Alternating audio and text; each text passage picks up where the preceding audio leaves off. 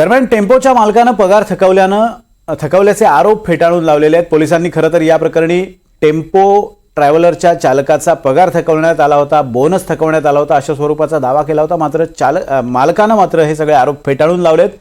तर जळीत कांडात मृत्युमुखी पडलेल्यांच्या नातेवाईकांनीही आपल्या भावना व्यक्त केल्या। तो सैलरी कितना पेंडिंग था जो उन्होंने कहा है? उसका कुछ भी सैलरी पेंडिंग नहीं है। हमने उसको टाइम टू टाइम उसको पूरा सैलरी दिया है, उसका बिल्कुल सैलरी ठीक है। उसके बाद बेंजीन कहाँ से आया सर, इसके बारे में? गेल्या रविवारी आम्ही एकत्रच आलो पुण्यामध्ये। आम्ही गावाकडे गेलो होतो, आमचा पालखीचा कार्यक्रम असतो कोकणामध्ये होळीच्या निमित्त। त्या ड्रायव्हरच्या चुकीमुळे नाहक 4 जणांचा बळी गेला, अत्यंत दुर्दैवी घटना आहे। या प्रकरणी पुढे तुमची मागणी काय असणार आहे? मागणी काही आता कंपनीने त्याच्या पश्चात त्याची बायको, मुलगा, त्याचे आई वडील याचा आपण काहीतरी विचार केला पाहिजे। सरकार पण काहीतरी करेलच।